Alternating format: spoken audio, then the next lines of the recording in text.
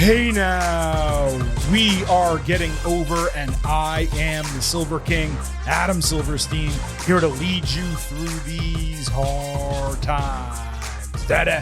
With your WWE Clash in Paris instant analysis. That's right, Getting Over is back once again, and the Silver King is here along with vintage Chris Vanini to break down everything that happened at WWE's latest premium live event. Of course, indeed, it is called WWE Clash in Paris, a return to France after Backlash in Lyon just a year ago. We have an absolute ton to cover on this episode of the Getting Over Wrestling podcast. So let's not waste any time off the top. Let's get into it right away with a reminder that this show is all about Defy. So please, folks, stop being marks for yourselves and go back to being a mark for me. Go back to being marks for the Silver King, Adam Silverstein, vintage Chris Vanini, and Getting Over as an entity. Head over to Apple Podcasts and Spotify. Leave a 5-star rating on Apple. Take a little extra time. Leave a 5-star written review. If you do,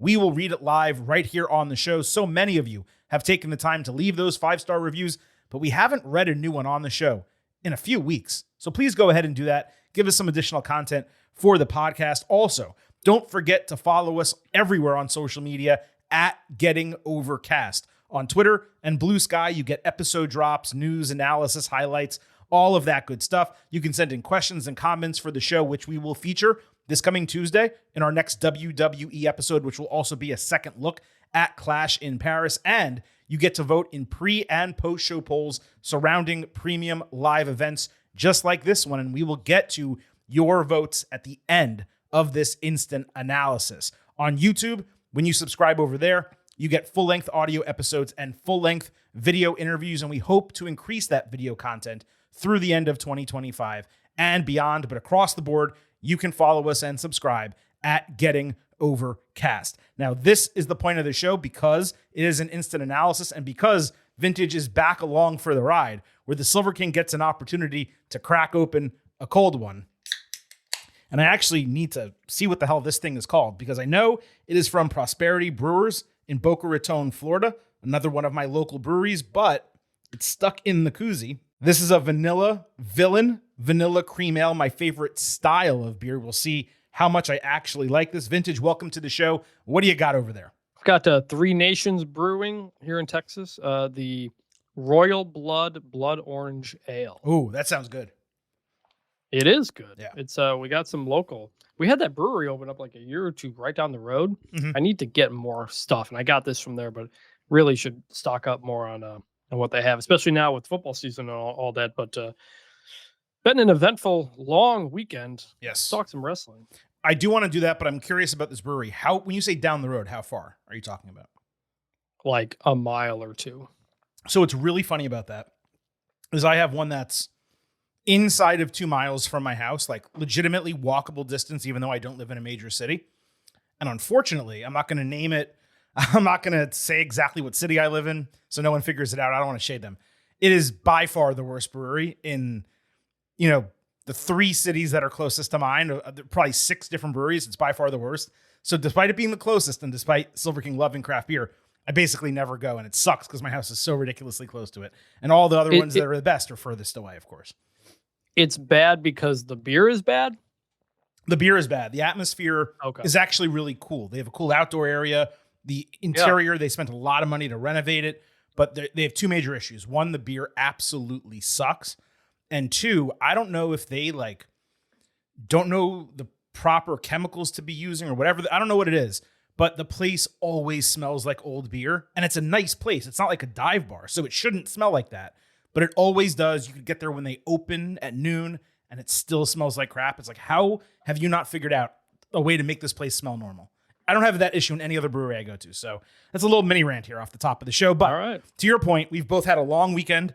A lot of college football week 1 on Saturday, still continuing now as we tape the show, immediately coming out of WWE Clash in Paris. It actually goes through Monday, and then the NFL season begins. So good luck to everyone in your fantasy football leagues and your favorite teams across the board, those of you listening to us in the United States. But we do have a ton of professional wrestling to discuss right now, and let's not waste any further time getting into our WWE Clash in Paris instant analysis. For anyone who might be listening to the show for the first time, we're going to break down every single match on the card. We'll cover any extraneous content that happened from the Go Home SmackDown this past Friday. We're going to break the matches down. We'll give you our grades at the end, analysis on what we believe is going to happen going forward. And at the end of the show, we will give you an overall grade for WWE Clash in Paris. Now, Chris, the stage and set for this show, I thought it was one of WWE's best in years. Yes, it was mostly just large screens, but I got to tell you, the Eiffel Tower they entered under, that was a tremendous visual, just given the way it lit up and sparkled. Plus, the pyro coming out from either side was pretty awesome.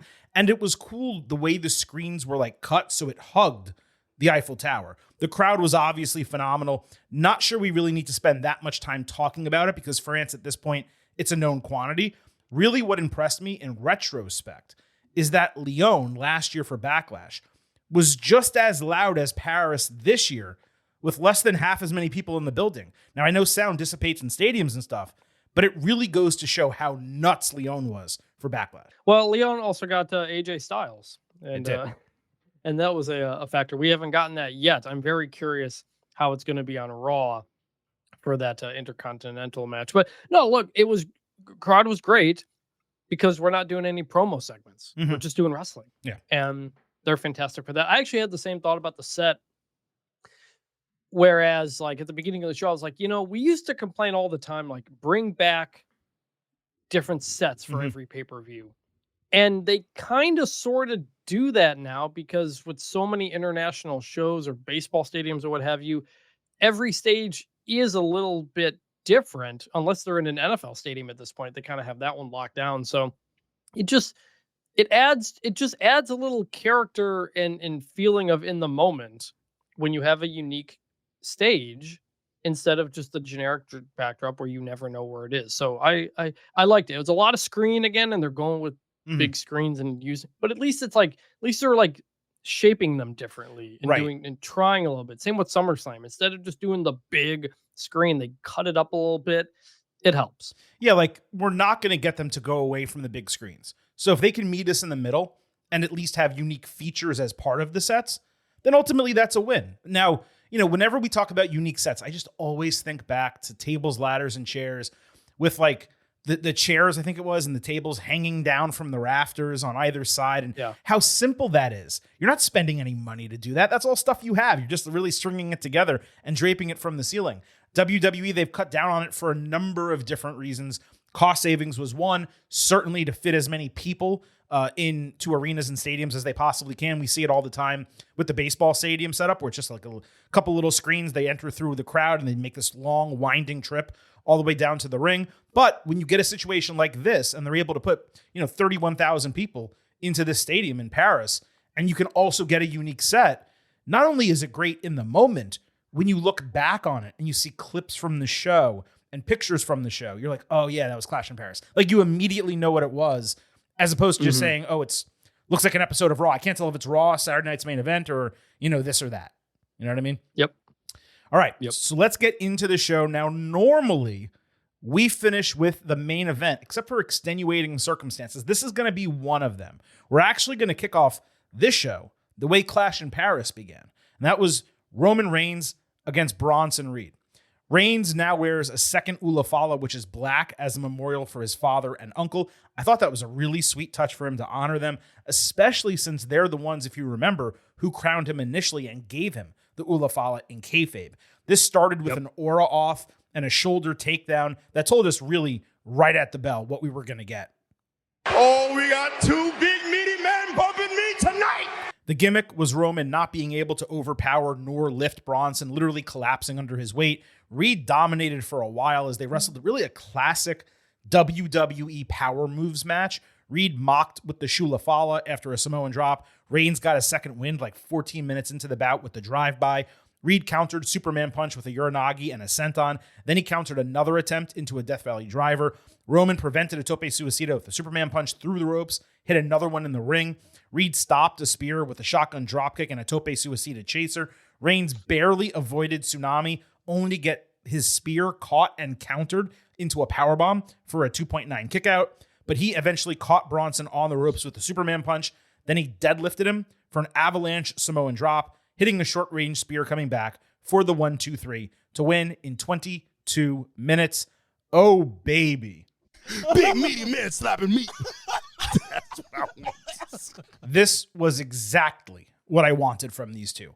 Reigns not only gave Reed, 85% of the offense in this match, 90% more. He sold his ass off for him from pillar to post. This was all about making Bronson. And yeah, that could have been accomplished far better and stronger if Roman took the L. But that just wasn't going to happen. Maybe if it was Braun Breaker, even then, probably too early for Reigns to lose to Breaker. These guys going 20 minutes with Reed, not only measuring up to Reigns, but dominating him. That was the exact type of work you want from a relative part-timer who cares about the full-timers going over. I loved Reed's ability to stop the spear and how they worked that into the match story. And just top to bottom, this match was every single thing you could have wanted. It's what we discussed. Hey, you complain about people not getting featured, and then they get a singles match with Roman Reigns on a premium live event. Reigns' second singles match since WrestleMania 40. And Reed took him all the way to the limit.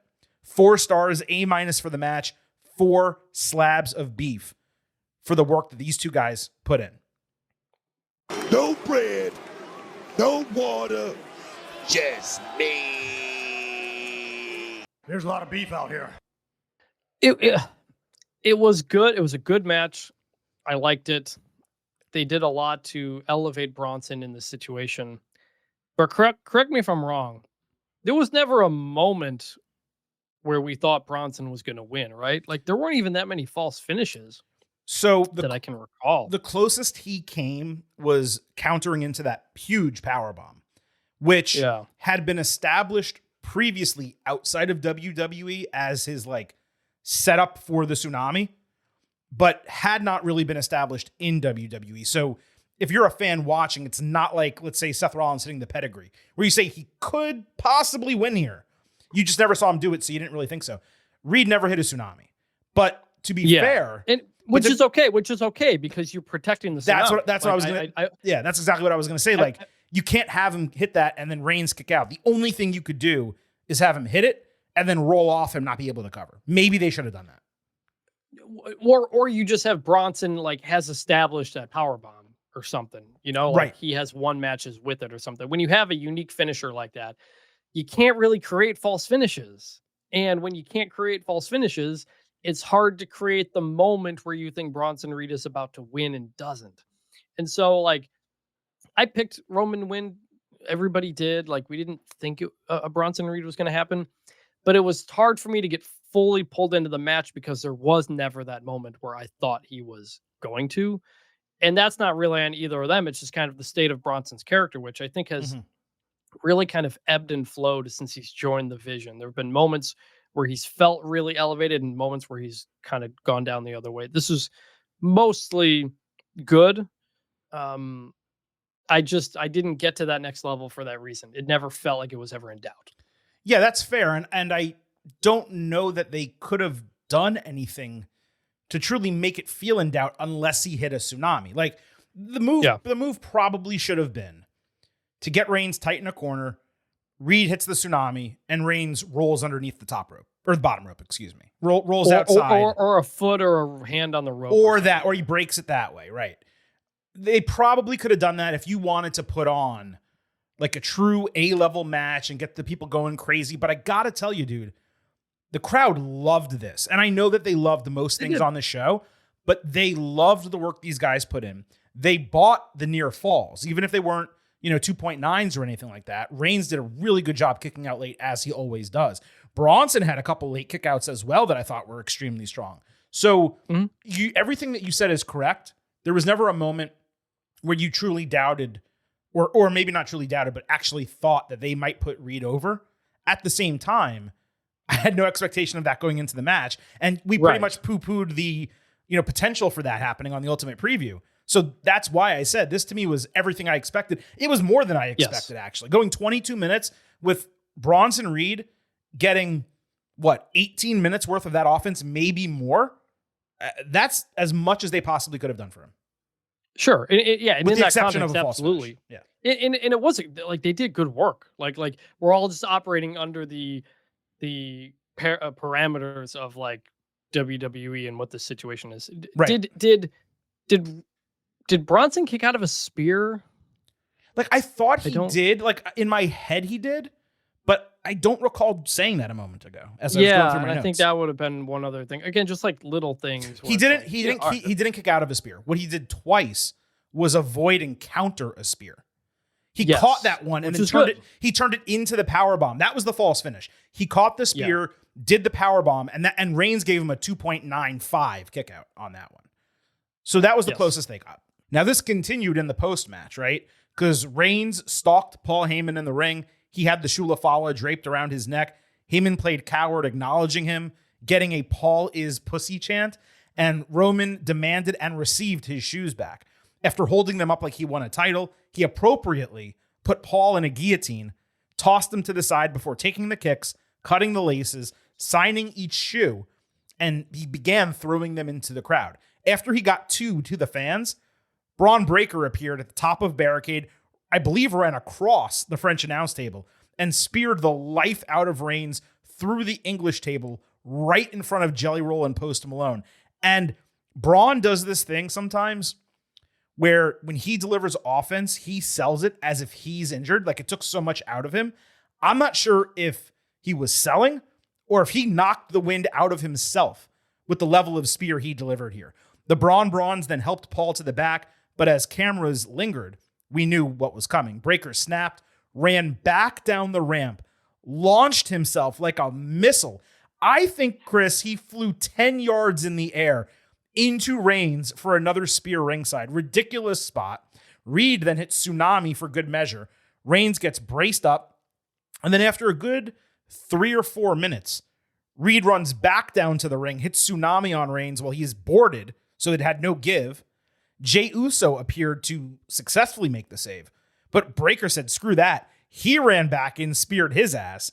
Reed then went for Tsunami on Jey, but WWE officials actually stopped him. So he got down, ran to the opposite corner, and did a third Tsunami on Reigns to finally end the segment.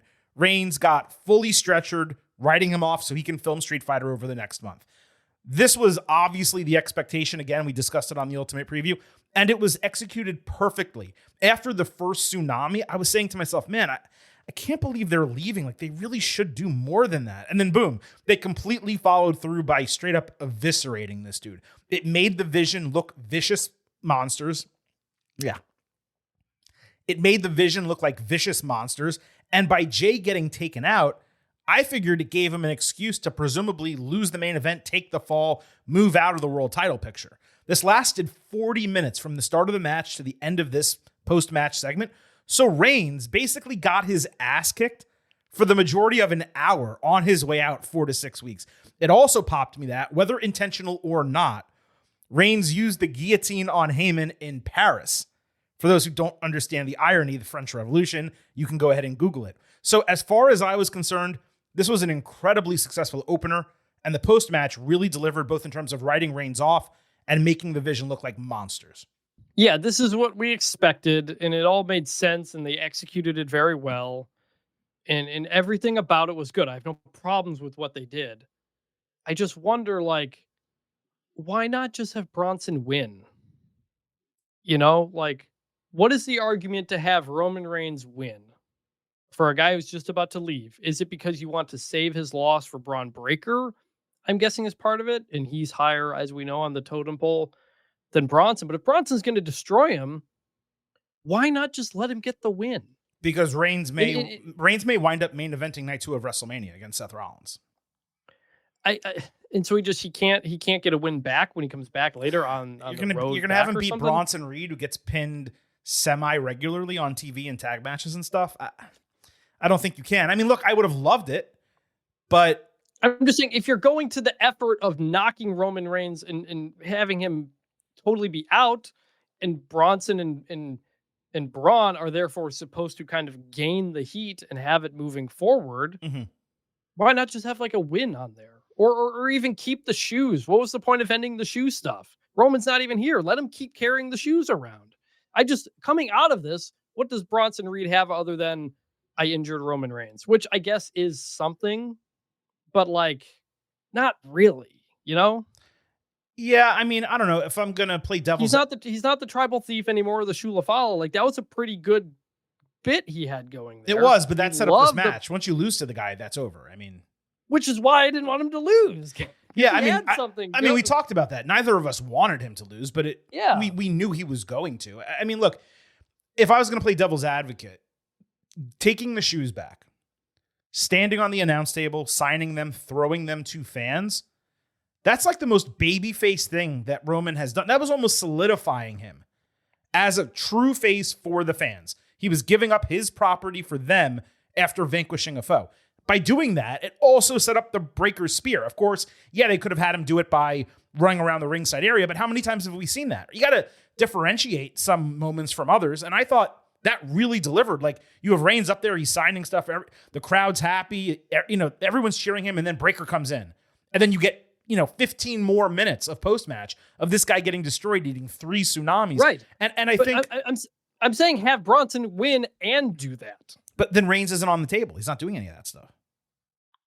Put him on the table. Just rearrange it differently. I don't care. Like, why would he be standing on the table throwing his shoes out if he lost the match? I'm saying he won't do that. I'm saying you really beat the crap out of him. He loses the match, and maybe Bronson's leaving, and then he goes back in, and you do all this. And he keeps the shoes. Yeah, I don't know. And that's what I'm saying.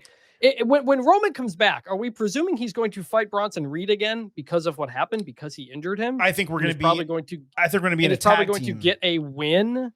Like, he was going to get his win. He could have just gotten the win back. He's just going to go get a second win over Bronson Reed when he comes back. No, I think you're going to see a tag team match. You're going to see, Reigns and Jay against the Vision, which is what they set up by Jay coming to his aid. And then once they get that match, that's going to lead into War Games.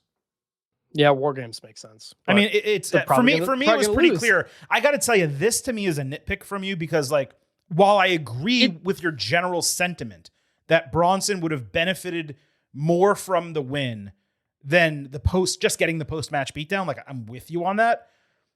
They still made him look like a monster in defeat, and he can still come on TV and say, "I took this man's shoes. I embarrassed him. Yeah, he beat me, but I took him out of WWE. He's done. That's because of us."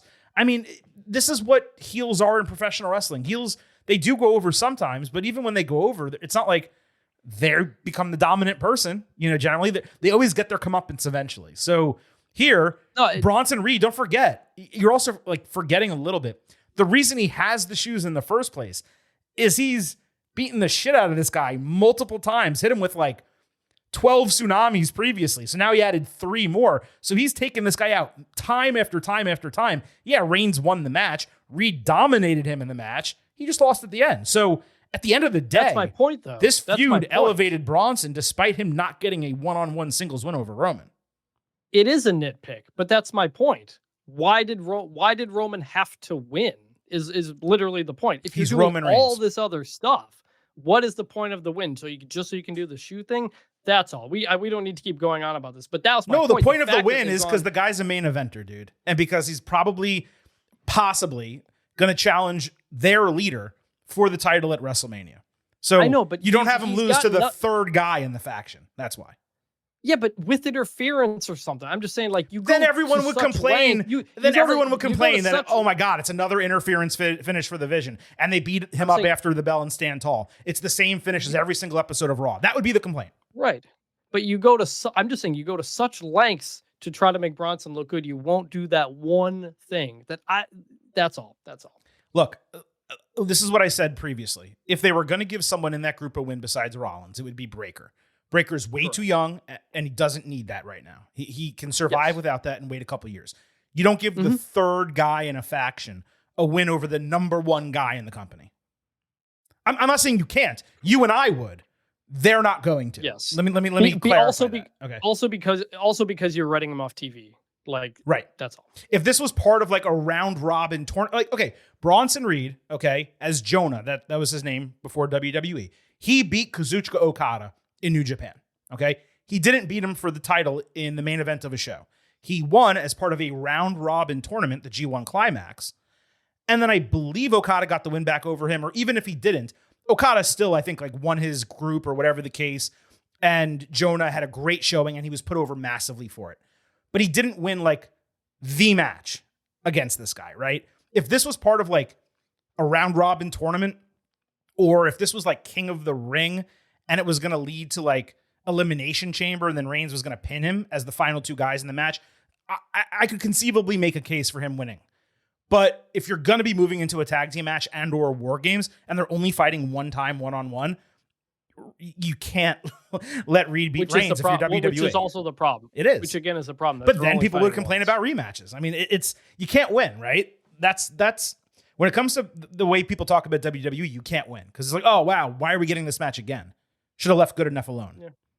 Right. Why did Reigns have to get his win back? Why is it 50-50 booking? I'm just playing devil's advocate in terms of like what the conversation would be.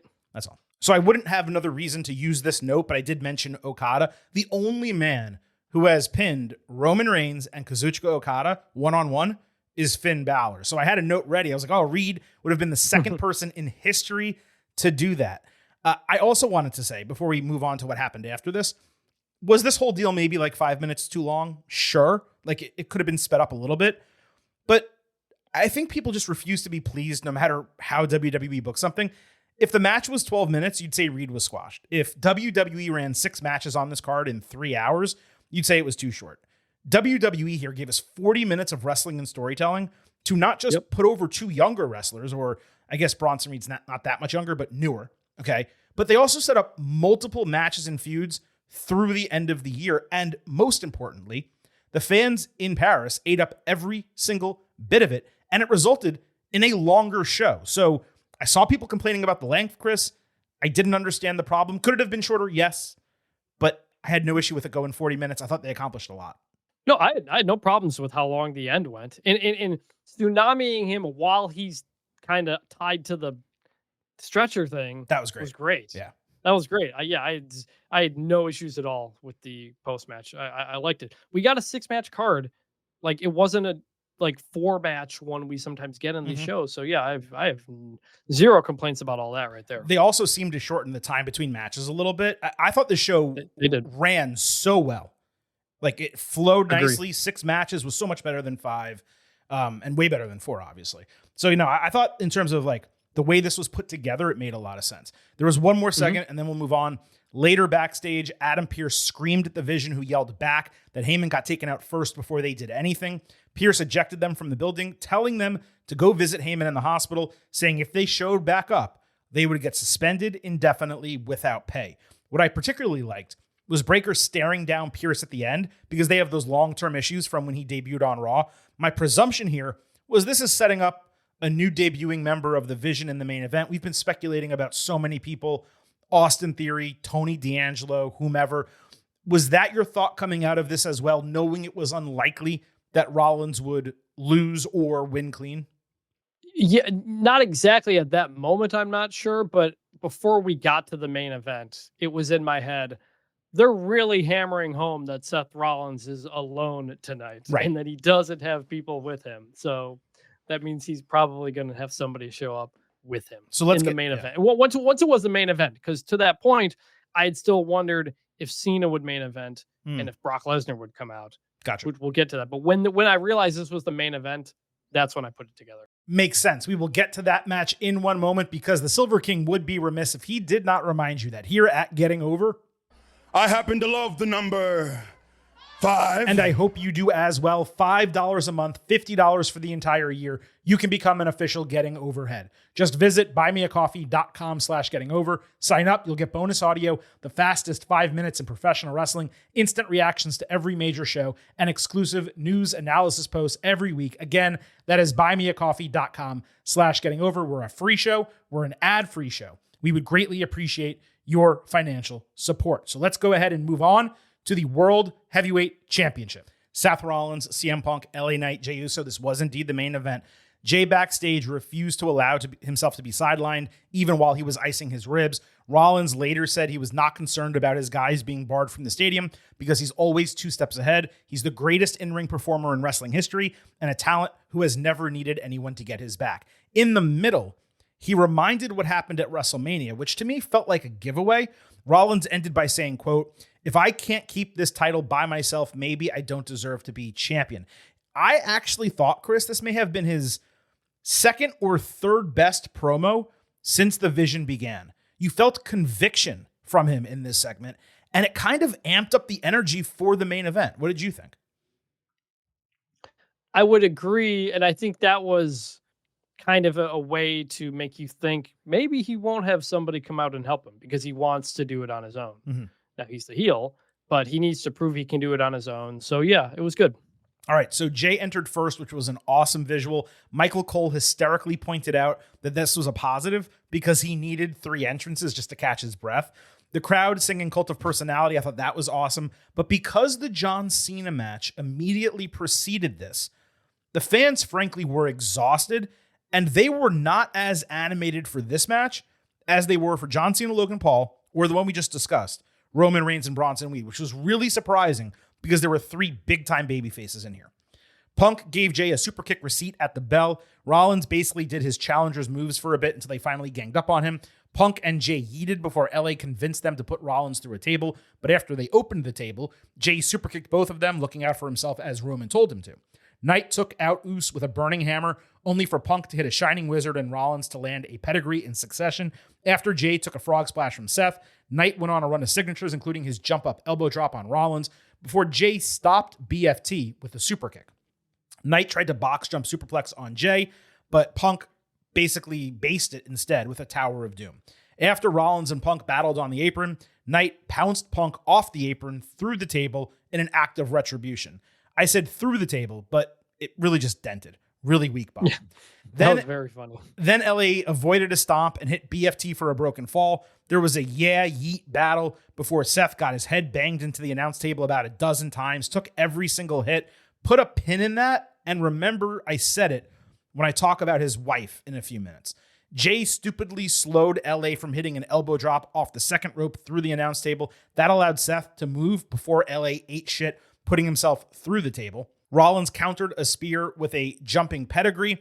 That looked better in slow motion than it did live. Seth missed Phoenix Splash as he always does, taking a spear and Uso splash for a fall broken by Punk's flying elbow drop. Punk hit Go to Sleep on Jay for a fall broken by a stomp. That led to a 2.9 false finish. Rollins then ranted at Punk that he hated him, hated his family. He would never let him hold a title or even wrestle in WWE going forward. As he went to use a chair on Punk, he first took care of business ringside with stomps on Jay and LA.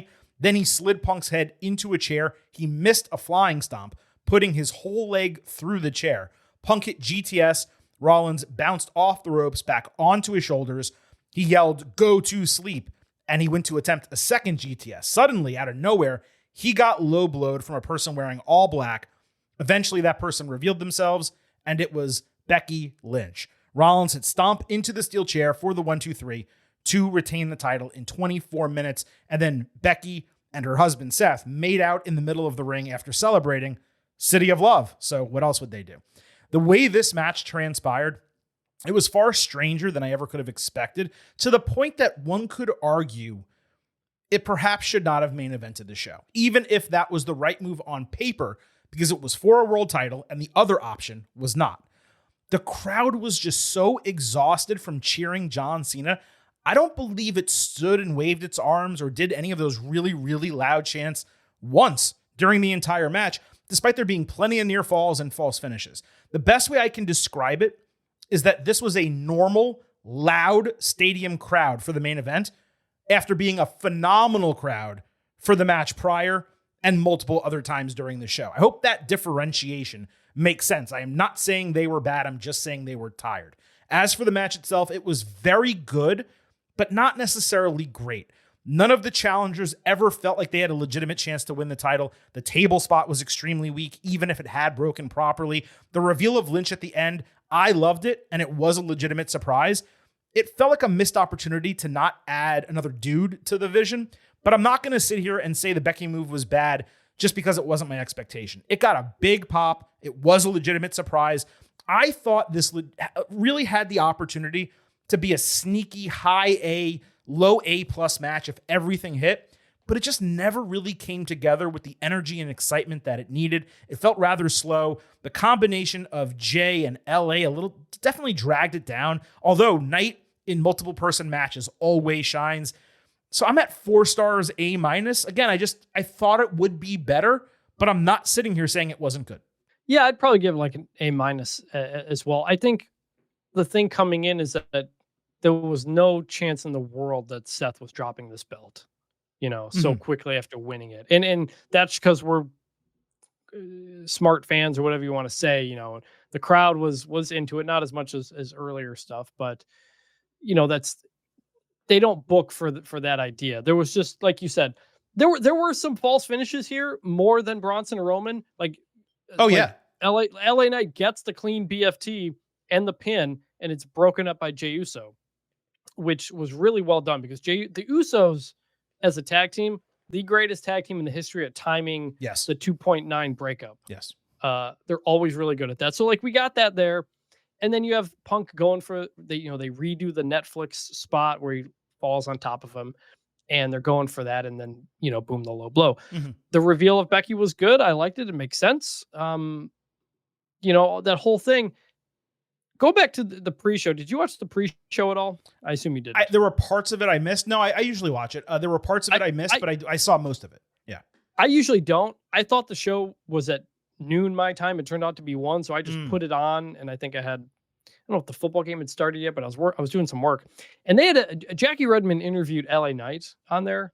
It was really good. Yeah, that was great. I saw that. I saw that. I was like, man, I'd love this to be on TV or something. LA Knight was so much better in that situation. He calls out Jey Uso for stealing the Yeet Yaz and putting stuff on your sunglasses. It was just adding heat to LA Knight and Jay on there. So then when that breakup happens in that moment in the match, I'm thinking, oh, I already know that LA Knight is kind of mad at Jey Uso, and maybe we have an LA Knight Jey Uso mini feud coming out of this or something. So I thought that interview was great.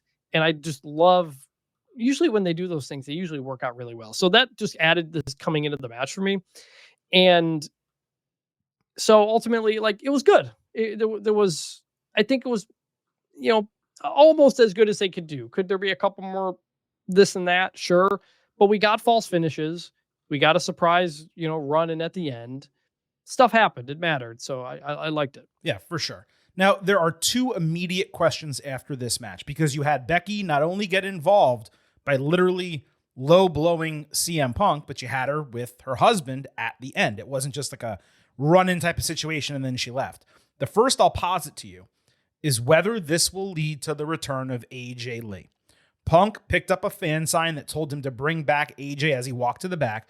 Big E mentioned it immediately on commentary, which I did not like, but at least it was on the post show. Rollins screaming that he hates Punk's family late in the match certainly played into it as well.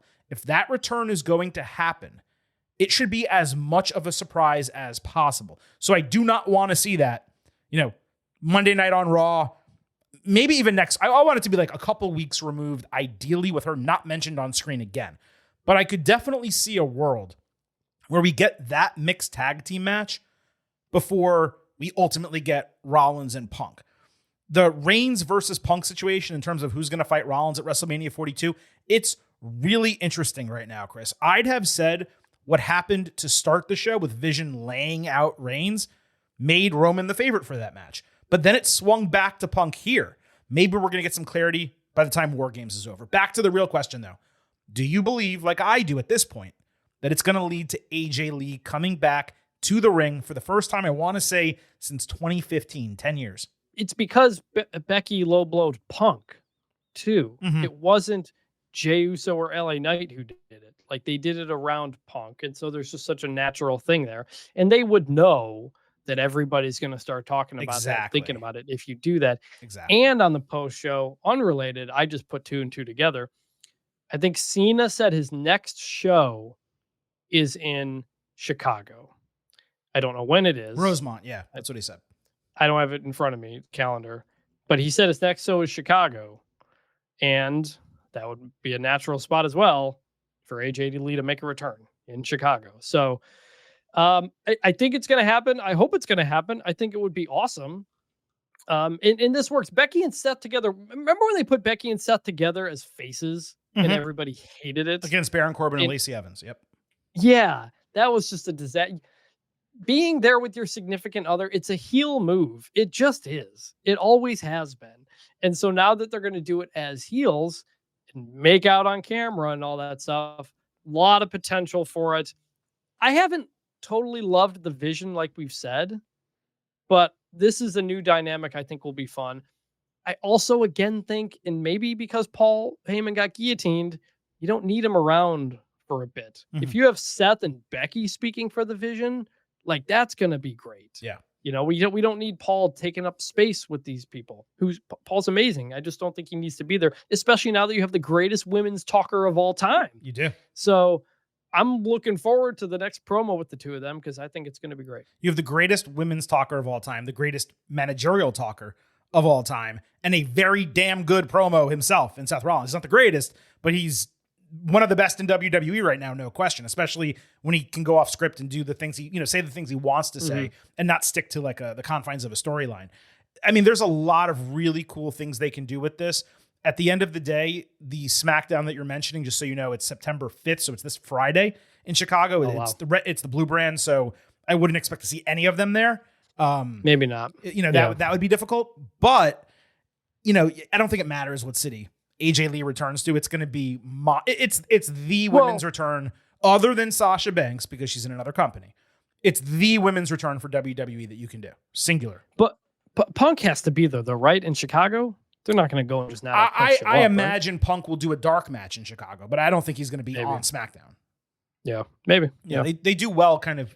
And you talk about brand separation all the time. They do well actually keeping the brand separate unless there's an actual storyline integration. They're not just going to throw them on. I say that. You know what? I say that. I completely disagree. Well, no. Okay. I say that. But Becky Lynch was literally on SmackDown in Dublin like last week. Yeah. So perhaps not. Although they gave reasons like, hey, I'm Becky and this is my town. So that's why I'm on the show. Suck it. You know what I mean? Like it worked for what they were doing. Now, I do feel like WWE could throw in Lyra to make all this work, Lyra Valkyria. But if you're going to these lengths to involve Becky, it just has to be AJ. Anything else would disappoint. And to reference what you said about when they teamed up as babyfaces, there's a huge difference between that and this, besides the fact that it's face and heel. They were basically forced to do that by Vince McMahon against their wishes. Becky talked about this in her book. This is clearly something these days where they would approve and say, yes, we want to do that angle. We want to be together and we want to have these roles. When they both came back and they took on these heel personas, we said on the podcast, these are so analogous. Like they fit together perfectly. Of course she's going to be in the vision. And then we went bit by bit and she wasn't there.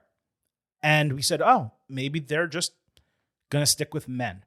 But making them a two-headed monster atop that faction with Heyman serving as the oracle for both or taking a break, like you said, would be incredibly interesting. I cannot recall there ever being a couple of co-leaders of a stable that are literally a couple.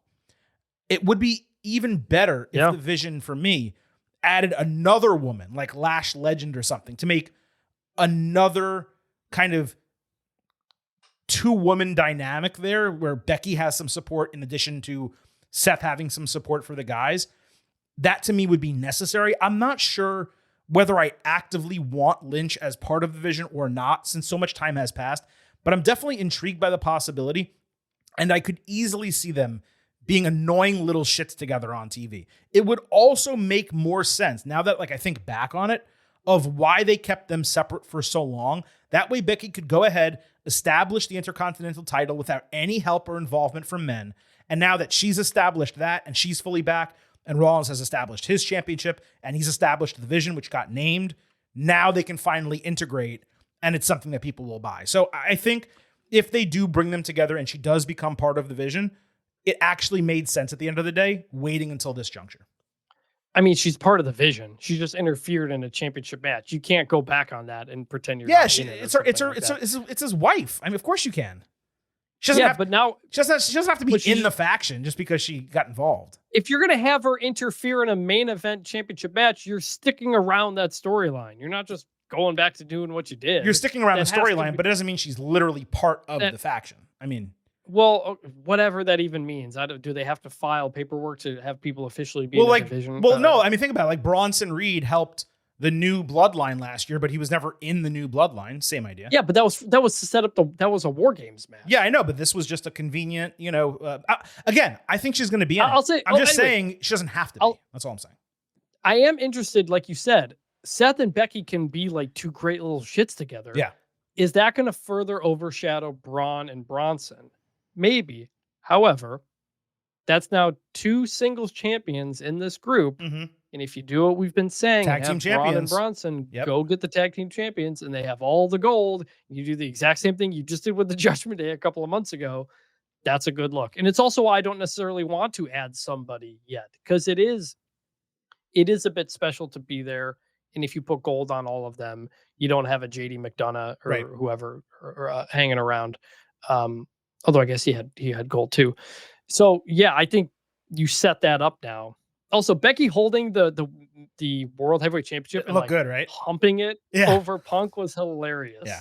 I thought it looked really good. Now it helps that it looks the same as the women's, just a little bit bigger. But she did look good holding that title, I will say. They need to strap up the Brawns. They have to. I mean, all of them now need to hold gold, especially if Becky is officially in the faction. That's number one. But number two, the way you ensure the Brawns don't truly play an even deeper second fiddle to Becky is you have Lynch's character. I don't know exactly how to describe this, but like your friend's wife or your friend's girlfriend who's like all about the guys, like puts them over, likes hanging out with the boys. Like you have her treat them like that. Like let her jump on Bronson Reed's back and have him carry her to the ring. Like you keep her around them, or you send Bronson out with her to the ring for some of her matches, or you have her interfere in a situation where like there's another woman involved with whatever type of feud they're doing. You keep her around the guys separate from Rollins, and you show that they're integrated just as much as she is with her husband. That's the way you do it. And I think they can succeed. And I think Becky is the type of, I don't want to necessarily use the term actress, character who could make something like that work. Agree. Moving to the co-main event of the show, John Cena against Logan Paul. We do need to start with what happened on SmackDown. Logan opened SmackDown in Lyon, which was quite a decision by WWE in front of its hottest crowd for babyfaces to put a heel out there first. Fans loudly chanted "F you, Logan" in English as he cut his standard promo saying he's a disruptor, not a parasite. Then he took credit for all of WWE's media deals, saying he's the future of the business and Cena is the past. Then he spoke a bunch of French, which got major heat before Cena got a thunderous pop. Cena again suggested people actually want to root for Logan. No.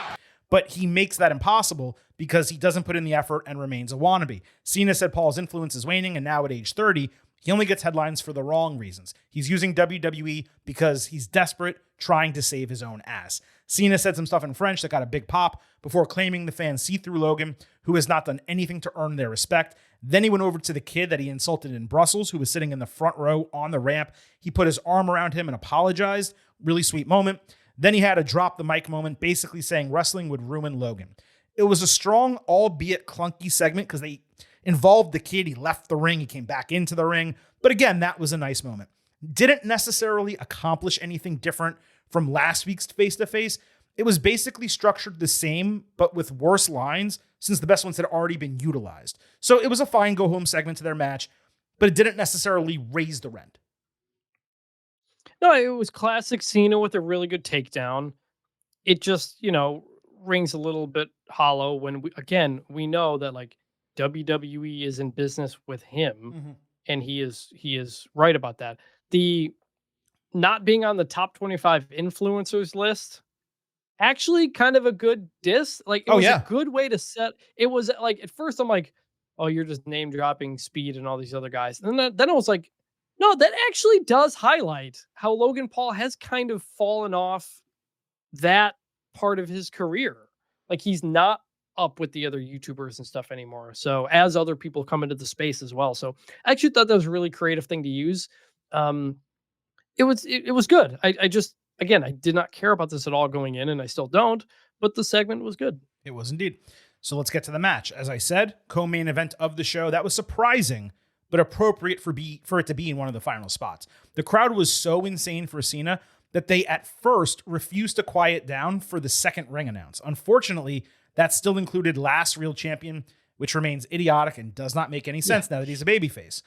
There was an incredible thank you Cena banner that the director did a great job ensuring was on the full screen at the end of his entrance. There was also a fan sign that said "Never give up" on top of a French flag, which not sure they really thought that one through, given, they were in France of all places. Well, look, I mean, you could say they didn't give up and eventually came back. As someone who just went to Paris, they gave up.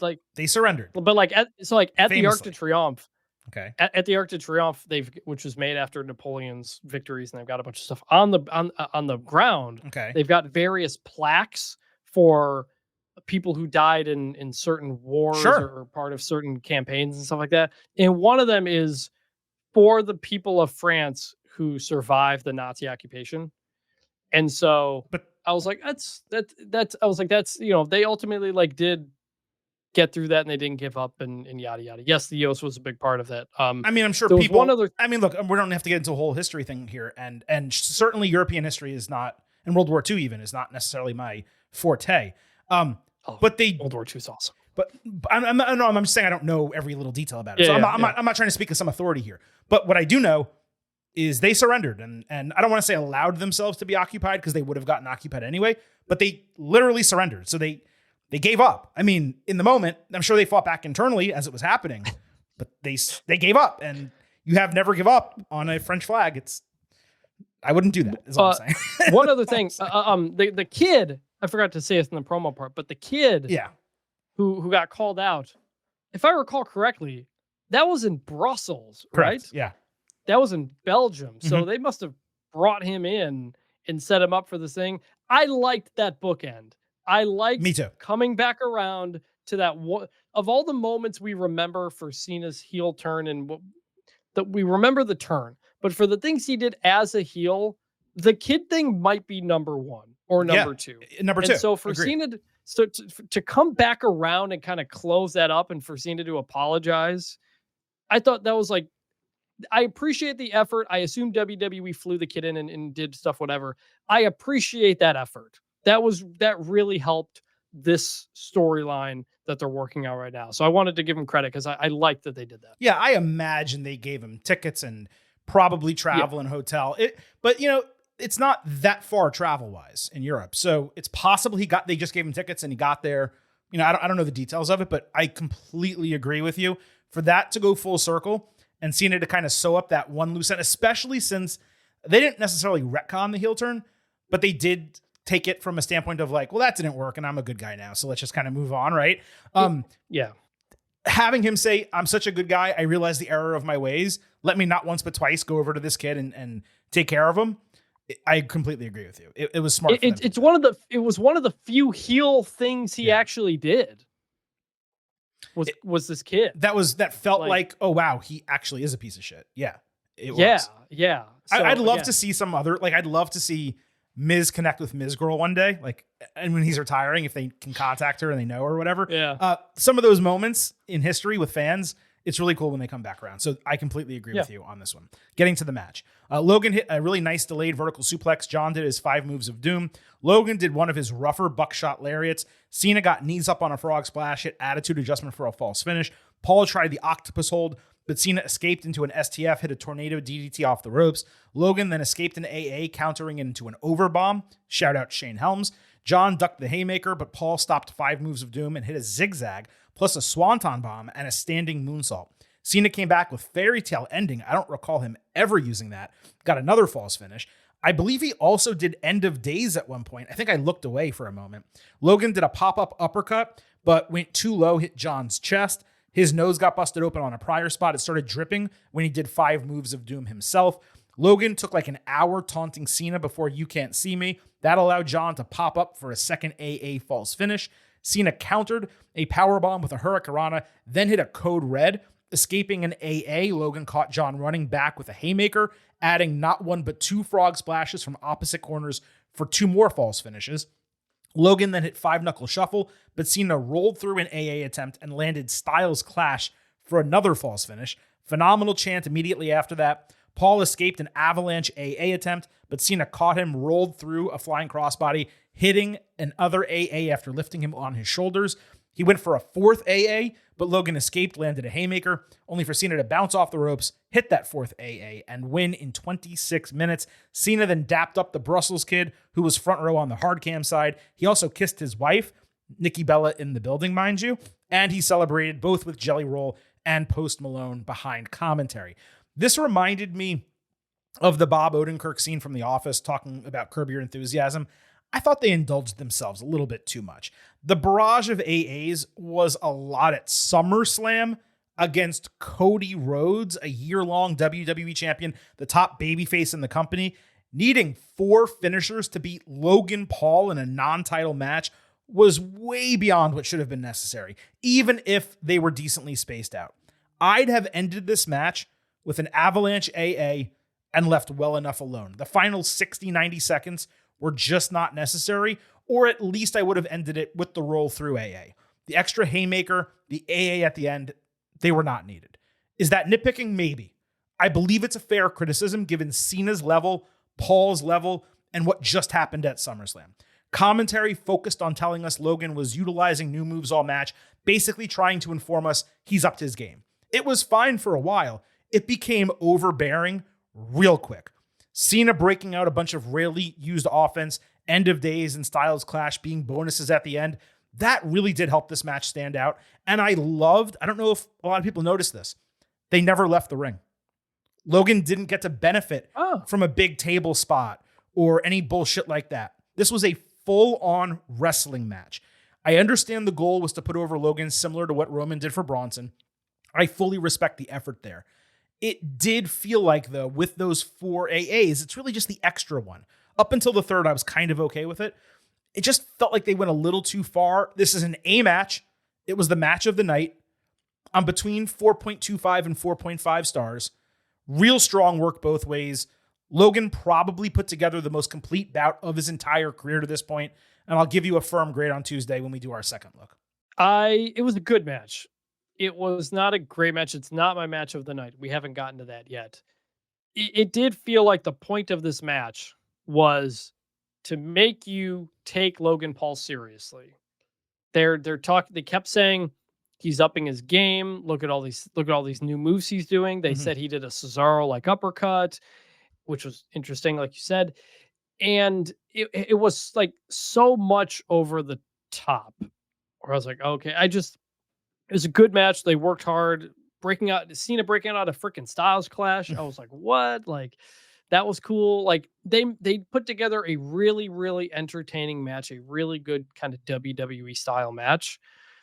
I just didn't care for the story. Like, and then Cena won. So it was like, okay, like, Logan's upping up his game. Dude, thank the Lord Cena. I have to interrupt you. Thank the Lord Cena won. Okay. Yes, but like, for the story they were trying to tell, imagine if Logan had won. No, because the whole thing was that he does have hustle, but he doesn't have loyalty or respect. So he could not have beaten him without showing the other two somehow. I'm just saying, when we get Logan Paul coming up he has one thing to say in his promos. It's all he can say. If you could just add, I beat John Cena to it, then like, I know it's something. I didn't want him to win. I'm just saying, for the story they're trying to tell. So good stuff all around. Like, Logan Paul's very good at this, by the way. Like, I don't need commentary to hit me over the head. Yeah, let the guy wrestle. He wrestles well. He's getting better. He's showing up quite a bit now after a period where he wasn't. So credit to him for that. I still think he's on track to become a world champion at some point. And it was good. They said in the build to Raw on Netflix debut in January that he was going to be a full-timer in WWE this year and going forward, I guess. Yeah, and then he disappeared. That's what I'm saying. He definitely was not.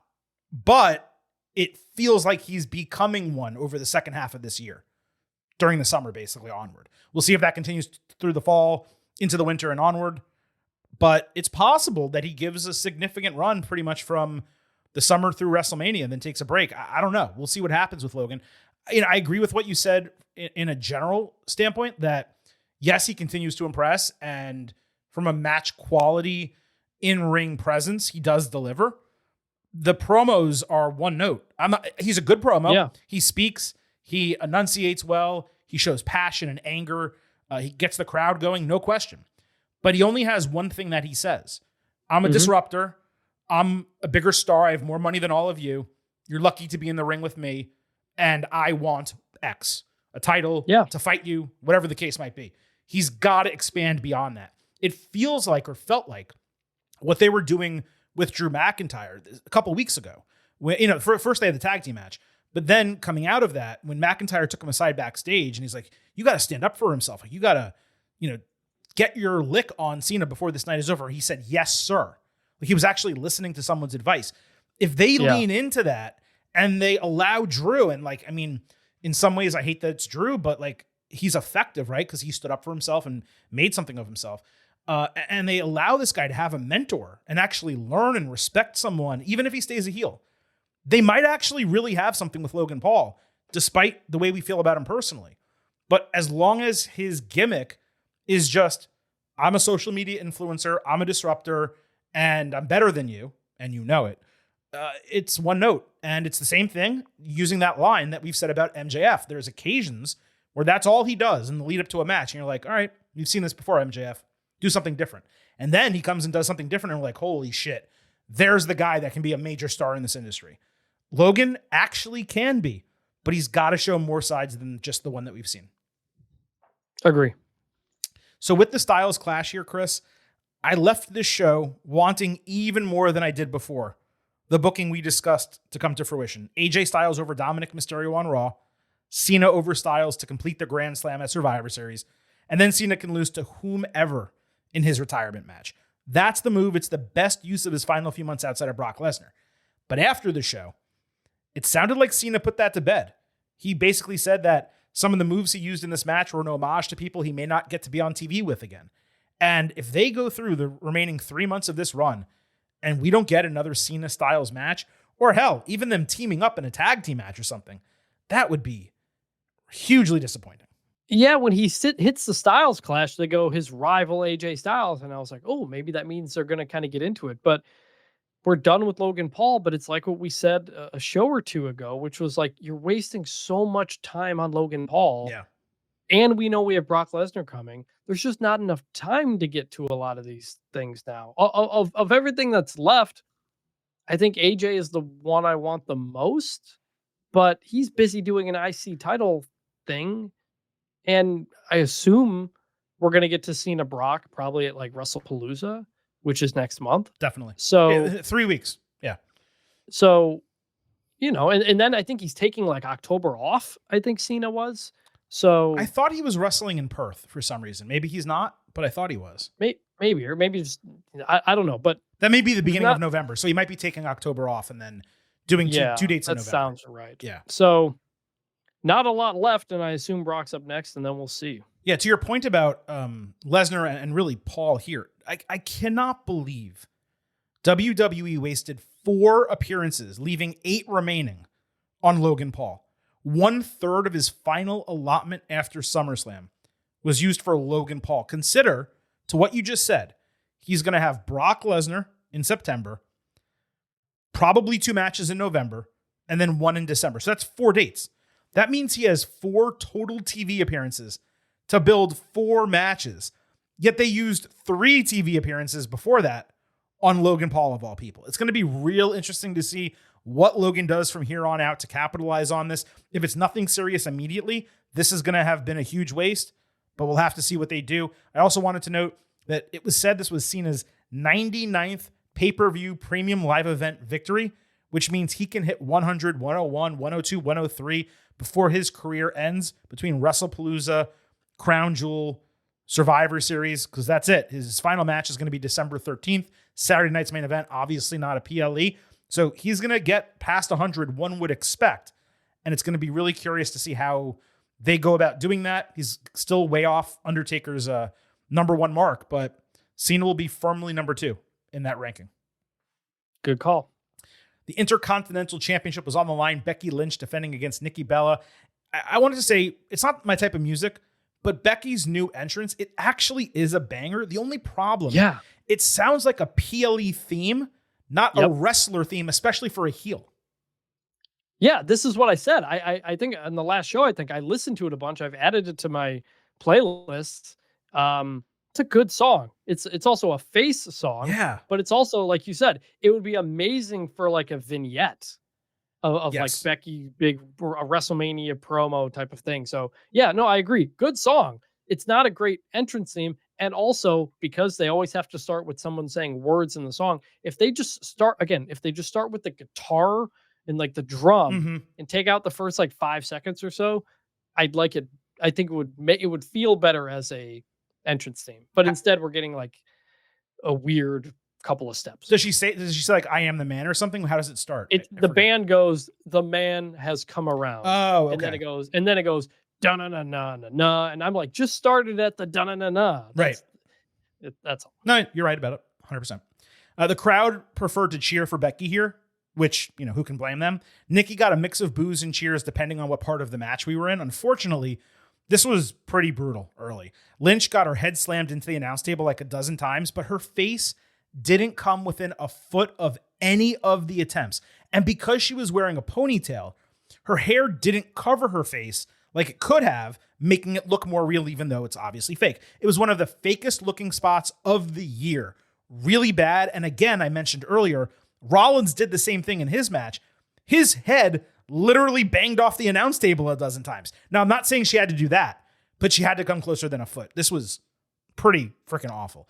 Nikki then completely botched the timing of a move while coming off the top rope. She jumped into nothing. She looked back and didn't see Becky, but she jumped anyway. I didn't get that. So she sold the knee.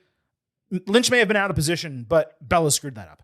It did get better after that, including Nikki banging Becky's head into the ring post a bunch and then doing a X Factor onto the steel steps. Lynch avoided Rack Attack 2.0, only to eat her own manhandle slam for a false finish. Then she tried to disarm her, Nikki did, but Becky escaped, bounced off the ropes, landed the same float over crucifix pinning combination she used in the triple threat at Evolution to retain the title. Wade Barrett named it the Lynch Pin, which is actually a brilliant moniker for it. Whether he came up with that or not, I don't care. It's brilliant. Nikki also used something in this match called the Fearless Lock, which is nothing I've ever heard of before. I just want to apologize for what I said in the Ultimate Preview, because I suggested Becky could get out of Nikki the type of match she got out of Trish Stratus. No way. Nope. Bella, she had acquitted herself nicely in recent returns. I mean, I remember the match with Ronda Rousey, main eventing Evolution. She did really well in that match, but she is older and slower, and she has not been regularly wrestling. Given her limited in-ring skill, it prevented this from being much of anything. My feeling on the finish depends entirely on whether Nikki is hanging around and working more. If so, I'm okay with Becky escaping, not hitting a finisher, or winning via submission, which this would have been a great opportunity for a submission victory for her.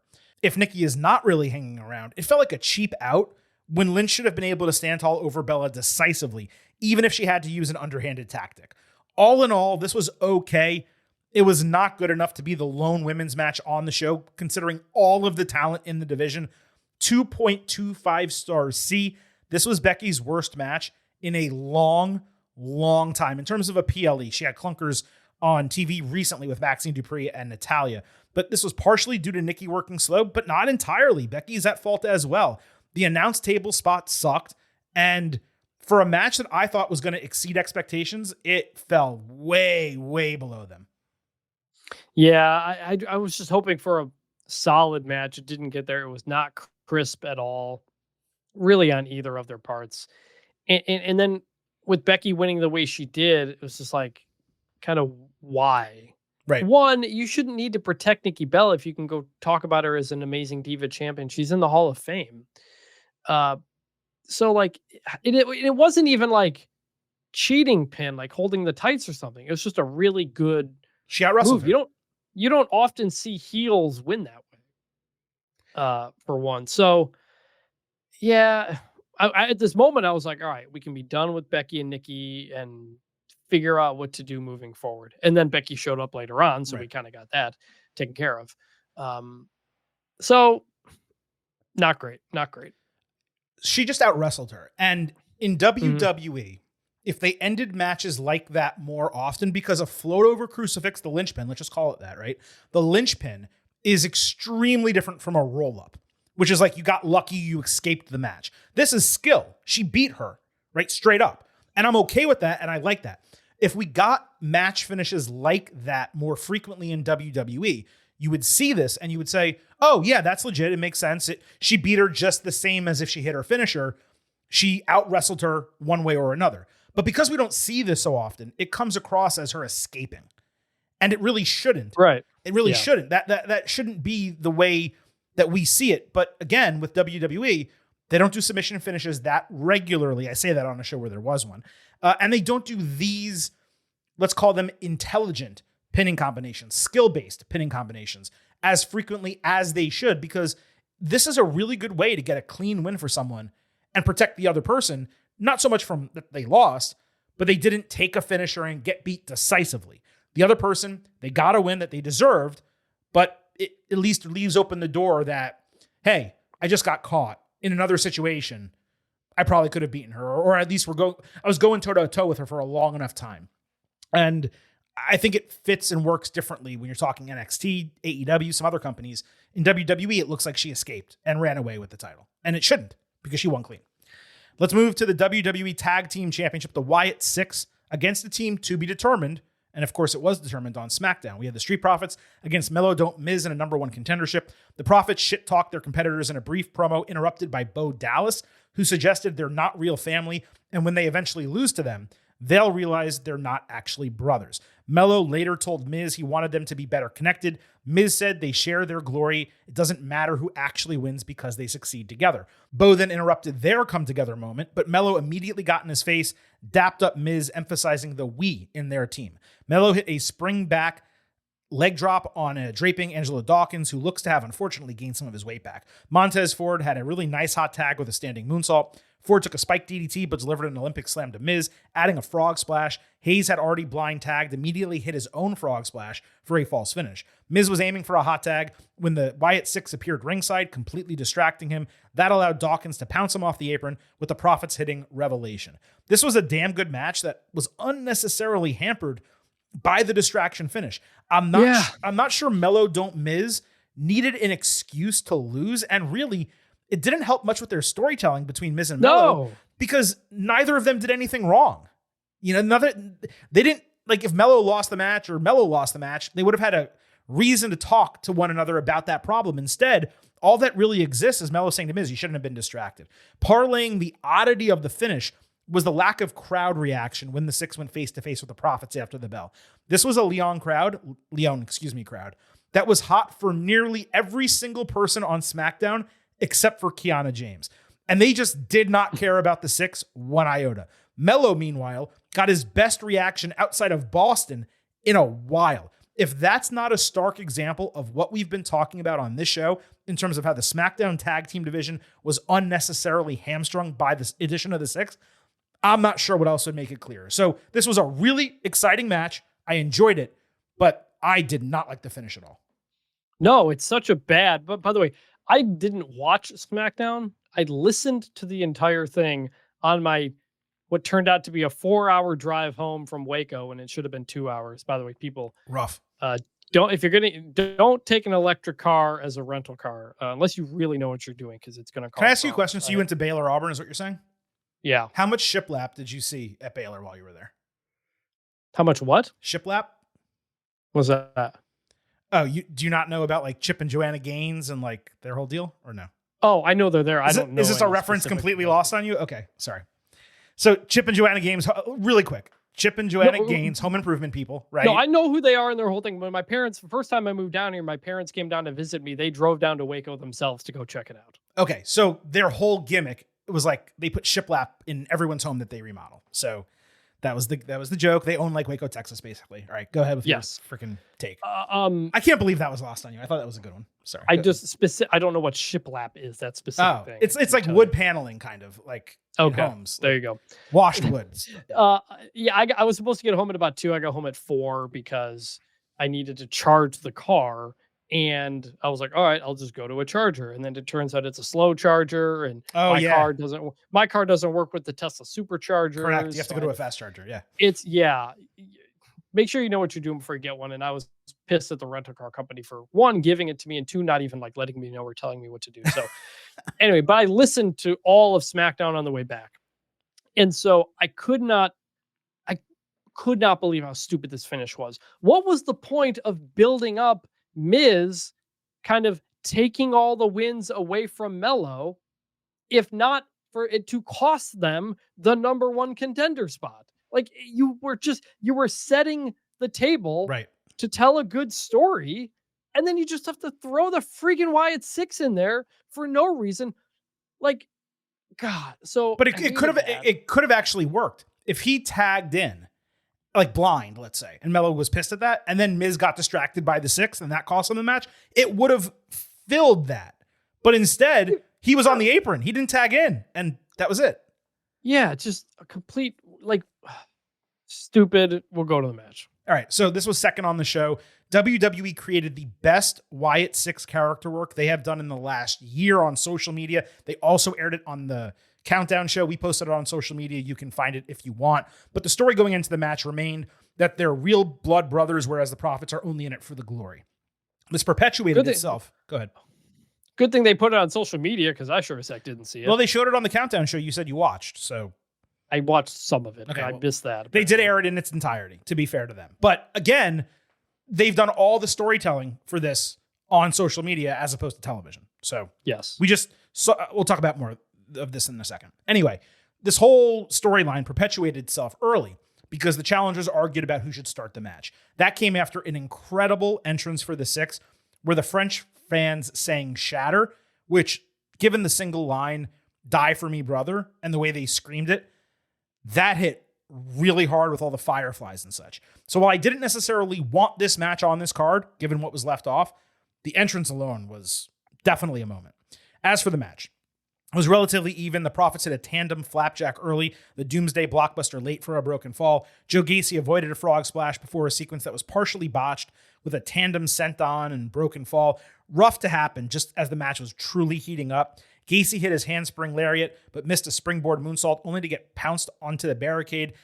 Eric Rowan, he threatened outside. That allowed Dexter Lumis to pounce Dawkins over the barricade, only for both of them to get taken out by Montez Ford's tope con hero over the ring post. When Ford emoted by crotch-chopping Uncle Howdy, Nikki Cross grabbed his leg from under the apron. Howdy then hit Sister Abigail ringside on Ford before the 6 landed the flip-over Liger Bomb, which is now called the Plague, to retain the titles. The timing of the botch and the ending sequence, it just combined to create a relatively unsavory finish. All 4 guys worked real hard in the match. You never believed the Prophets were going to win the titles, and the finish just felt inevitable. The 6 as heels, it does work. But WWE not doing the storyline for the original turn on TV and only having them suddenly be heel a couple months ago, if you don't watch stuff on social media, if you didn't see the promo that I'm talking about going into this, then you really didn't have the full depth of the storyline to enjoy the match. Even the Prophets part of the story here, it just felt incomplete because while they were briefly at odds early, it didn't factor into the rest of the match. What I personally liked most is that Ford lost after doing the crotch chops, because we've spoken about this on the show. He spams that taunt way too much, and it may have even been something that contributed to his singles push getting stunted. You always feel like he's more focused on performing than winning when you watch him. And when you see a wrestler and he's a babyface, you want them focused on winning. If they're able to build that into the character as part of the split, either Dawkins angry about that or Ford learning that he shouldn't be doing it at all, that could work. I do hope this is the beginning of the end for the Prophets. That way Montez can actually integrate into the singles division. The time is indeed now. As a one-off Sunday in Paris, this was okay. It was a TV match on a PLE. It would have been better without that one sequence that they botched. 3.25 stars and a B. Coming in, I was like, all right, Prophets win, take the belt off the Wyatts. We can pretend the last 6 months never happened, and let's just go. And then when they came out in the Borderlands gear, is that what that was? Game, I didn't know what that was. That's what that was. Okay. I was like, well, they're losing 100%. You're not cosplaying and winning a championship off a champion in wrestling, especially in WWE. Absolutely not. You are there to do promotion and to lose. And that's what happened. And I hate it so much that the Wyatt 6 are still our tag team champions. Yes, I do think this is leading to a Street Profits breakup. They also kind of talked about it on the post show. We're getting there. Maybe it'll be good, maybe not. But the Wyatts continuing to be the tag team champions are just continue to drag this division into nowhere. And I'm so annoyed. The entrance was great. They can do their thing. Just don't give them championships, man, because they're not, again, I keep saying it, they're not a thing you can rotate your whole division around. Right. They're so limited in what you can do around them. And now we're knocking the Profits off that list as well. So on we go. And that brings us to our final match, which I guess, based on what Chris alluded to earlier, means we saved the best for last. Sheamus against Rusev in a good old-fashioned Donnybrook. And like us, you knew what was coming as soon as the bell rang. And these two went face-to-face. Big meaty man slapping meat. That's what I want. Sheamus got a great response despite his god-awful entrance music. There was another early botch here on an Irish curse, but that was the only one. I believe Rusev was bothered by a Rusev Day chant. Sheamus countered a raised chair with a perfect pump knee. Then he did 10 beats in the ring and 10 more over the barricade with the shillelagh. Rusev got run into the steel chair before eating a Celtic cross and ducking away from a bro kick. Sheamus dove outside only to take a kendo stick to the chest and steel steps to the face. Then Rusev put him through an upturned wooden bar with a uranagi off the steps. He put in the accolade, but Sheamus powered out, falling backwards into the steel chairs. They climbed onto 8 stacked whiskey barrels for another accolade, but Sheamus again powered out before preventing another uranagi, moving into an avalanche white noise through 2 ringside tables. This was like jumping off the ring post through some tables. And I said in the moment, man, I wish this was Falls Count Anywhere, because that really could have just ended the match. Rusev. Well, wait. And you would have believed that Sheamus could have tapped out outside the ring. Right. When he was up on the barrels, and you wouldn't have had commentary say, well, he can't finish the match there. That's a great point as well. It would have made that a legitimate potential finish to the match. So Rusev crawled back in the ring, grabbed a shillelagh. Sheamus countered a swing of it with a flush all-timer of a bro kick for a surprise falls finish. Sheamus tried another one, got caught with 2 machka kicks. Rusev then drilled him in the back with the shillelagh for another false finish. So he literally stuck it in Sheamus's mouth, locked him in the accolade, and bent all the way back to get not just a submission victory, but a tap out win. Commentary immediately told us it was the second literal tap out of Sheamus's entire career, which really played given the fan shock of the entire moment. This was a hell of a fight and a no doubt absolute Banger. And finally, a submission ending a major match at long last. I did not think Rusev was going to get the dub, but he needed it so much more than Sheamus. He just came back to WWE. Sheamus can get boosted into an upper mid-card title picture anytime he wants with the snap of a finger. He's far more established, more legitimized for a position like that. Rusev had no heat coming into this, but hopefully he does now that it's over and he took down Sheamus. These two beat the shit out of each other. It exceeded my expectations more than anything else on the show. This was a TV storyline, as we said. It was a match booking that made it PLE level because of the work they put in. The opposite of what happened for the last 2 matches we discussed. I did feel like this was missing another element. Pitchers of beer, fake glass bottles, just something extra to really put it over the top. It was a bar fight after all, but there's no question these guys worked their asses off. They entertained in a major way, and they picked up the show's energy after a couple relative clunkers in the 2 matches we just discussed. 4.25 stars, A for the match, 4.5 slabs of beef. He don't want no water. He don't want no bread. All he wants is meat. I need some meat. Yeah. This was the match of the night. This was awesome. They took it to a level I didn't know they could. And I'm glad they didn't use beer or glasses and make it too corny. Like, yes, climbing on top of beer barrels looks weird, but like they did it in a way that still made it look tough. Throwing him through the bar. I mean, that's a tough spot too. You don't want Sheamus to hit his head on the corner of it. Mm-hmm. And I kept going back and forth because like this match is great. And I kept saying Rusev needs to win because of what you said. I also said on the preview, which is Sheamus can move into wherever Sheamus can do anything. He's not hurt by a loss. And the white noise off the barrels through the table was a crazy spot for 2 big guys. Rusev kicks out of the bro kick, and I'm like, whoa, all right, cool. Maybe Rusev's got a chance. And then Sheamus kicks out of the broken shillelagh. Mhm. I was like, oh no. And I'm like, that should have done it. Like, for all the shillelagh they've been doing around this, breaking the shillelagh should be the thing that wins you the match. And I was like, oh no, they're gonna have wasted it. And then they use that Yeah. to finish the match. Unbelievable storytelling. These guys kick the ever-loving crap out of each other. And Rusev looked great. Sheamus looked great. I loved this. This match was awesome. Favorite match of the night. I don't know what these guys are doing next. I could see them do this over and over and over again. And I loved, like you said, the commentary noted he had never tapped out. Now Rusev can use that in his character to boost himself up. Because remember those fire promos he was cutting when he arrived? It was like, you're my friend, and I'm sorry that I have to do this to you, and those types of things. Like, now he's got something to inject into those vignettes. If we go back to that, this was awesome. This was my favorite part of the show. Second time ever tapping out. I think it's only the fourth time that he was submitted without passing out, or maybe the fourth time submitted ever in his entire career. This was a big moment. The fans did a great job. You know, there was the shock of Rusev winning and the letdown at the end.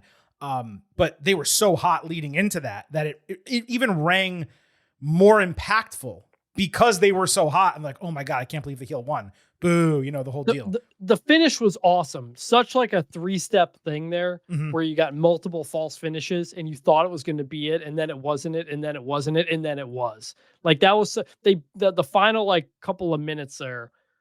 That's a masterclass of how you do hope spots and you grab the crowd and then you push it. Like that's the type of finish and false finishes that we didn't get in anything else on this card. Yeah. That I would have liked. That's why I loved it. Terrific. It was definitely the best booked and paced match on the entire show. There's zero question about that. I think the John Cena Logan Paul match, when you include the crowd and the way that transpired and the way Cena won, to me, that still kind of says match of the night. But I mean, this is number 2 at worst. So I think we're pretty much at the same level. I don't know what this sound drop is. I want to hit the button. There is beef flying all over the place. All right, cool. We'll use that one more often. There was indeed beef flying all over the place in this match. It, again, picked up the energy that was necessary coming out of the tag team match. And unfortunately, coming out of that Women's Intercontinental Championship match. I got to tell you, man, Becky Lynch was putting on some bangers with that title. And then all of a sudden, once she vanquished Lyra Valkyria at SummerSlam, it's been Maxine Dupree, Natalya, which wasn't as good as it should have been if we got Natty, the character we should have gotten. And now Nikki just like doing a terrible job. So whatever's coming after this, you know, presumably AJ Lee, but we'll see. They really need to boost her up and that title again. And I'm pretty excited to see what they're going to do with Rusev if they can actually capitalize on this, make him interesting and make him a legitimate contender. Because guess what? If you do have AJ Styles, and this is how we can kind of wrap up here, Chris, if we do have AJ Styles go out and win the Intercontinental title on Raw Monday night, which he really should, and that is my prediction, and you can give yours in a minute, throwing Rusev into that mid-card and having him challenge for that title and having Styles beat him makes a lot of sense. You need to develop heel challengers for that strap, and giving Rusev a shot would be fantastic coming out of this. I like that idea. I am picking AJ Styles to win. I think the booking I'd love to see, I want Rusev to take the Intercontinental Championship away at some point. Doesn't have to be the first. Wow. Doesn't have to be the first thing. You don't have to go straight to Rusev AJ and Rusev wins it. But Rusev has the belt, takes it into WrestleMania. Sheamus Rusev again. Sheamus wins it his first, because he's never won the IC title. Right. And he wins his first IC title, beating his friend Rusev in another match where they just beat the crap out of each other. Yeah. I mean, if it can't be Edge, Adam Copeland, and if it can't be a couple of other friends that he has, like if it's not going to be a Drew McIntyre match, I have a really sneaking suspicion we might end up with Drew McIntyre, Sami Zayn for the World Championship on that show. I know that's a little bit of a stretch, but we'll talk about that more on Tuesday.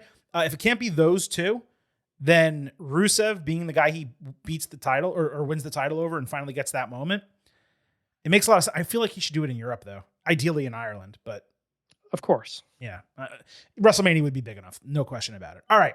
That wraps up our full breakdown of WWE Clash in Paris. Our last segment on the show is our grades for the premium live event preceding WWE WrestlePalooza in just 3 weeks' time. Vintage, I actually forget the exact numerical grades that we gave on the Ultimate Preview, but I know you and I were both at B pluses. Do you happen to remember the numbers specifically? I think I was right. I think I was 89. I think I was right below. And I think I was at an 88, maybe something like that. Yeah. So we were both B plus though. Because it was a stacked card with Roman and Punk and Cena. Like they went all out for this. I think I just didn't have it as an A- because I had all the champions retaining. It's possible I was at an A- 90. We'll correct this on the second look that we'll talk about on Tuesday, but I want to say we were both in the B plus range. Regardless, all of you are getting overheads. You had the opportunity to vote on Twitter at Getting Overcast, and your pre-show expectation grade 36% in the A range, 55% B plus to B, 8% B minus to C plus, 1% C or lower. That averaged out to an 89.475, which just barely rounded up to a 90 out of 100 in A minus. And you know what? Let's stick with our listeners, Chris, before you get the opportunity to go.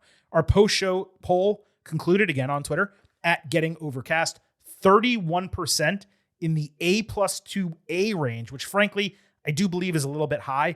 44% A minus to B plus, 22% B to B minus, 3% C plus or lower. That averaged out to a 90.425, a 90 out of 100 in A minus. So for you, the show met expectations by just a couple tenths. It was, 1 full point, not a couple tenths, nearly 1 full point. It was firmly the 90 A minus, a little bit better than your expectation. But all of you, the show lived up to the billing. And that is ideally what every premium live event and pay-per-view would do. Vintage, do you agree with the fans? Do you agree with your pre-show grade? What is your final grade for WWE Clash in Paris?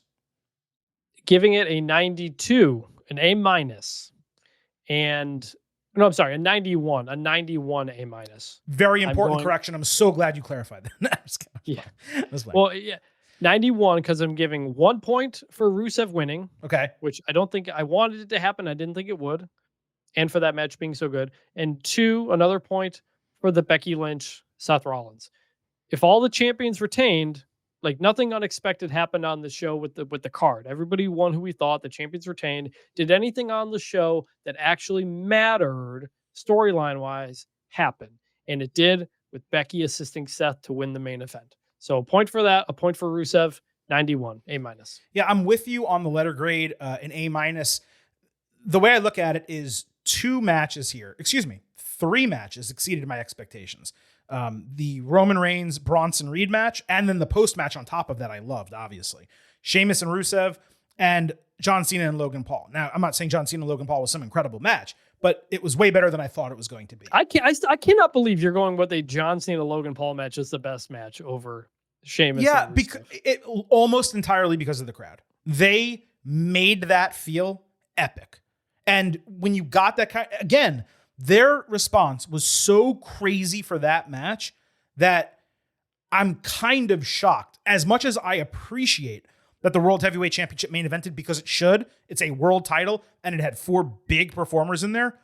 Knowing that Cena was going to get that response, A, I can't believe it didn't main event. B, I can't believe it co-main evented without a popcorn match breather of some kind between the 2 bouts. It actively hurt the main event that Cena went on immediately before it. Well, if it wasn't the main event because of the Becky Lynch interference. Right. No, I understand.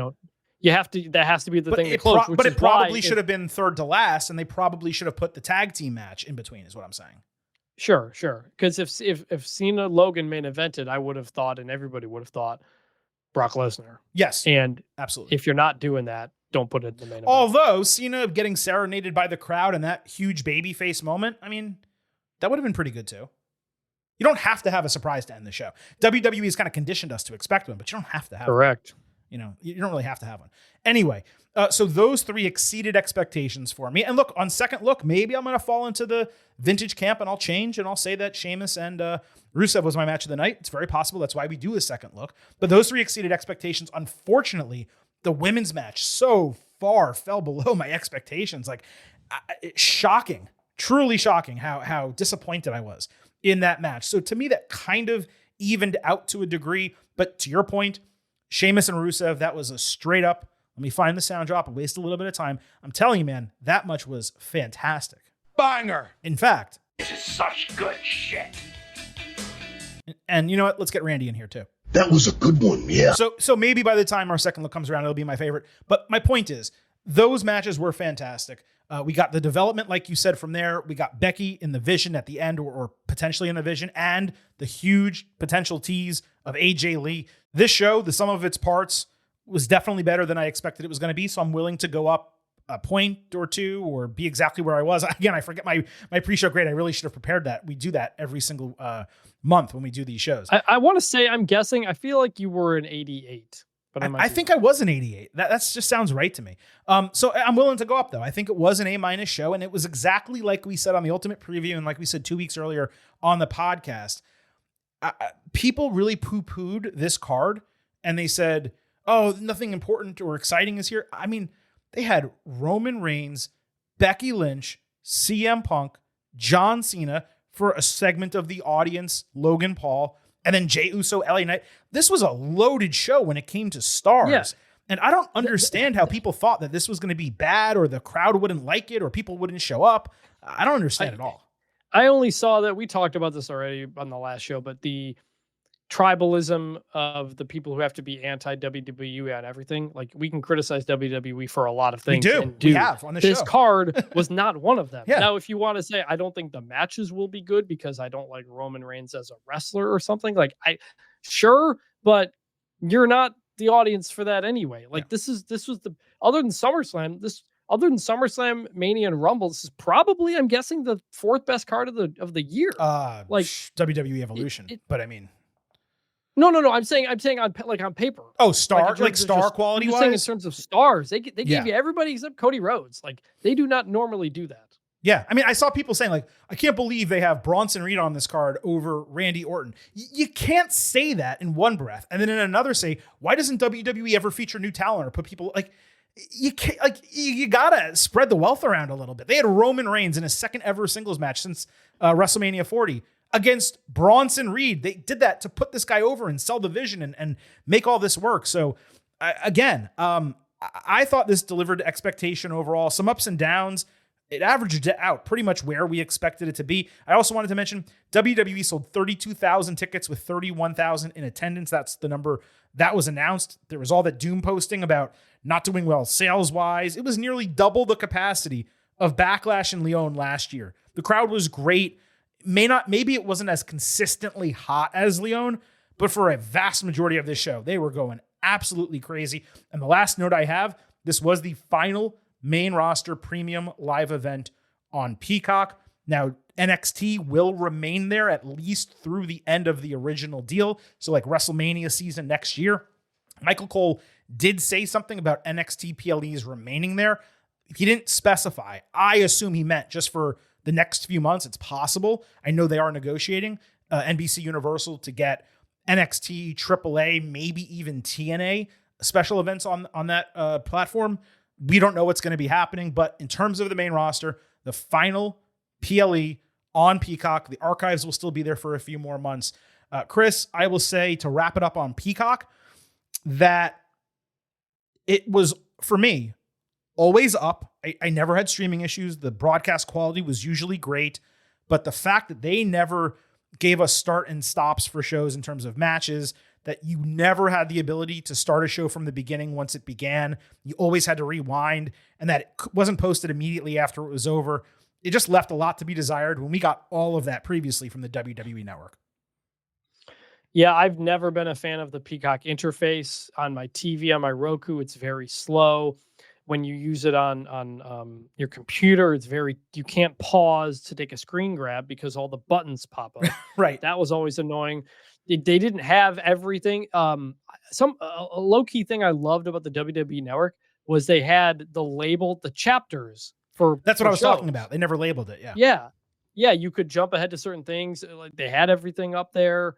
It was easier to find things. I could just type in John Cena versus this and it pops up. Peacock was very not good for that because all this other random stuff would show up. Ultimately, completely a downgrade from the WWE Network. Now the quality was good, the picture, and never had any issues with Peacock on that end, on the back end. But using it was always a pain in the butt. I bought a year subscription before the Olympics last year because it was on a sale. I threatened to quit and re-upped and got it. So I have it for the year. I'll probably have to use it to watch football and a couple other things. But I don't use Peacock as much as the other services that I use. Now I do have an issue. We'll see, because I currently don't have ESPN in because I have YouTube TV. So we'll see with that. But in terms of, I miss the old WWE Network. Yeah. It was awesome. It was fantastic. They put so much care and effort into it. It makes more business sense for WWE to license that out, and I get it. But it was a step down as a fan. Yeah, something I'll say about the ESPN deal, and we'll get into this in much greater detail as we get closer to WrestlePalooza, but like, this is all about authentication. Log in with your friend's deal. If you don't have it, you'll be able to watch it. Like, they're not going to prevent it. Well, I'll have to find somebody who has something. No, else. I'm not saying you. I'm saying that to people listening. Like, there are so many ways to get around this, and like, we'll go over them and we'll help you out. We are negotiating, by the way, Vintage doesn't even know this. We're negotiating with a certain type of provider that would offer a discount code, let's say, to our audience. So we might have another avenue for you to tackle. So there's going to be a lot of ways to watch the WWE shows on ESPN. If you don't have free access to it and you don't want to pay, I promise you we'll get into that in a future episode of the show, because this has gone way too long. The last thing I wanted to end on, Chris, for those of you who are listening and maybe only listen for our instant analysis, which we really would hope that you listen to every episode, but our numbers are always so much bigger for these episodes. I don't yet know what the plan is going to be for September 20th when it comes to WWE WrestlePalooza and also AEW All Out. So the next major shows from both companies. It's the same day as the Florida-Miami football game. Silver King will be going to that. We don't know what time that's going to start. If it's a 3:30 kickoff, by the way, Joe Tessitore would be on the call if it is, then great. I'll probably make it back in enough time and we'll do a show later that night and all will be well in the world. If that is a night game, Silver King will be traveling to New York the next day. I don't know when I'm going to be watching the shows, when we'll be able to tape the podcast. So as I said previously, WWE has been counterbooking my life recently.